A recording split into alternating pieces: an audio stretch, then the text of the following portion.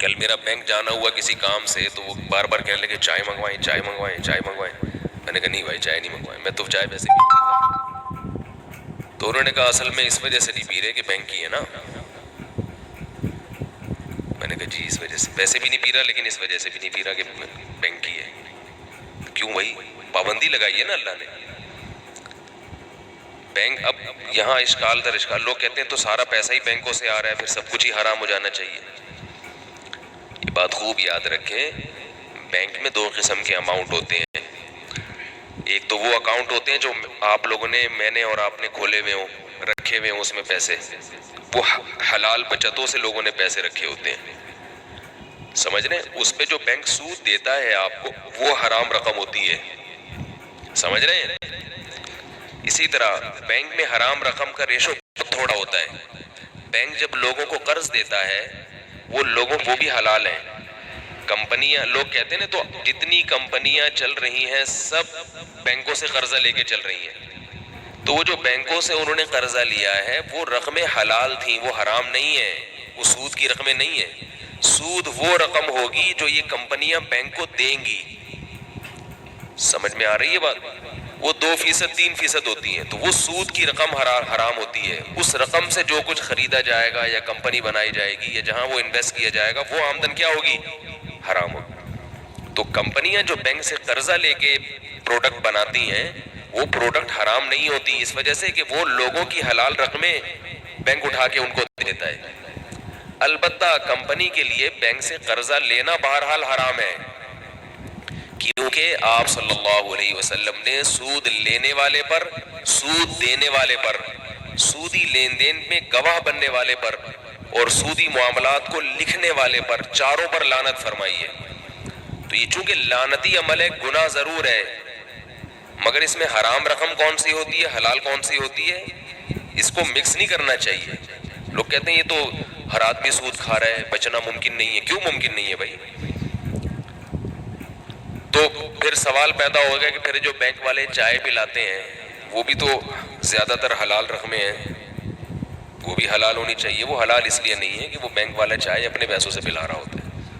تو چونکہ ان کی جاب جائز نہیں ہے، جاب جائز نہیں ہے، تو جاب کے عوض میں جو تنخواہ ملے گی، اگرچہ وہ تنخواہ حلال پیسوں سے ہوگی، بینک مشترکہ اکاؤنٹ میں سے اٹھا کے پیسے دیتا ہے نا اس کو، تو وہ حلال رقم بینک پیسے دے رہا ہے، مگر دیکھ جس کام کے عوض میں رہا ہے وہ کام کیا ہے؟ غلط. کسی بھی پیسے کے حرام ہونے کی دو وجہ ہوتی ہیں، تھوڑے تھوڑے مسائل بھی سیکھ لینا. حرام دو وجہ ہوتی ہیں، ایک یہ کہ کام جائز نہ ہو، اور ایک یہ کہ کام تو جائز ہے مگر آپ کو تنخواہ حرام پیسوں سے دی جا رہی ہے. اب میں اس کی ایک مثال سے بات سمجھا کے پھر اپنے اصل موضوع کی طرف آتا ہوں. دیکھو ایک آدمی نے چوری کی، چوری کا عمل حرام ہے نا. اس چوری کے بدلے میں جس کے لیے چوری کی اس نے اس کو اپنے حلال پیسوں میں سے، خون پسینے کی کمائی میں سے 50 روپے پکڑا دیے. کس خوشی میں پکڑا ہے کہ تم نے میرے لیے کیا کیا ہے؟ چوری کی ہے. تو چور کے لیے یہ پیسے حلال ہوں گے؟ نہیں، کیونکہ وہ پیسے تو حلال پیسوں میں سے دے رہا ہے، مگر کام جو چور نے کیا وہ غلط کیا. تو غلط کام کے بدلے میں جو پیسے مل رہے ہیں چاہے وہ حلال پیسے ہی ہوں، چور کے لیے کیا بن جائیں گے؟ وہ حرام. جب چور کی ملکیت میں آ گئے تو اب سب کے لیے حرام ہو گئے. سمجھ رہے ہیں؟ اور ایک یہ ہے کہ چور نے کہیں سے 50 روپے چرائے، اب چور نے کسی کے ذمہ کام لگایا کہ تم میرا یہ کام کر دو جو حلال کام ہے اور میں تمہیں 50 روپے دوں گا. اب چور وہی 50 روپے اٹھا کے آپ کو دے رہا ہے، تو یہ بھی آپ کے لیے کیا ہے؟ حرام ہے، کیونکہ کام تو آپ جائز کر رہے ہیں، لیکن جو پیسے تھے نا چور کے پاس وہ پیسے کیا تھے؟ حرام کے تھے. سمجھ رہے ہیں؟ اگر حلال و حرام مکس ہو جائے، مثلا ایک آدمی چور بھی ہے اور کچھ جائز کام بھی کرتا ہے، گڑھے بھی کھودتا ہے، کنواں بھی کھودتا ہے، تو 50 روپے حرام کے آئے اور ادھر سے 50 روپے حلال کے آئے، یا اور بھی پیسے حلال کے آئے، مکس کر دیے. پھر وہ چور کہہ رہا ہے کہ آپ میرے بچوں کو ٹیوشن پڑھائیں، میں آپ کو تنخواہ دوں گا. آپ نے چور کے بچوں کو ٹیوشن پڑھایا تو ٹیوشن تو پڑھانا جائز ہے نا، چاہے چور کا بچہ ہو، کیا خیال ہے کہ ڈاکو کا بچہ ہو، بلکہ ثواب ہے بچہ آپ کی ٹیوشن کی وجہ سے چوری نہ کرے.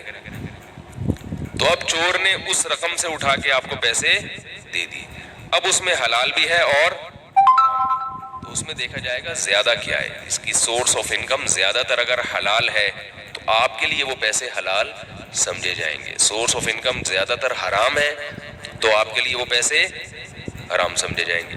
تو خیر یہ میں اس لیے کہہ رہا ہوں کہ جہاں بینک کی بات آتی ہے لوگ اعتراض کرتے ہیں ابے یہ تو سارے سود پہ چل رہے ہیں، یہ چائے حرام ہو گئی، تنخواہیں حلال ہیں، سب کی تنخواہیں بینک سے جاتے ہیں. یہ مولوی لوگ کہتے ہیں بینک سودی بینک میں جو جاب کرتا ہو اس سے چائے پینا تو جائز نہیں ہے، لیکن ویسے تنخواہیں بینکوں سے آ رہی ہیں، نوٹ اسٹیٹ بینک چھاپ رہا ہے، یہ سب حلال ہو گیا. واہ بھائی واہ، گڑ کھاؤ اور گلگلوں سے پرہیز کرو. اس قسم کی مثالیں دی جاتی ہیں.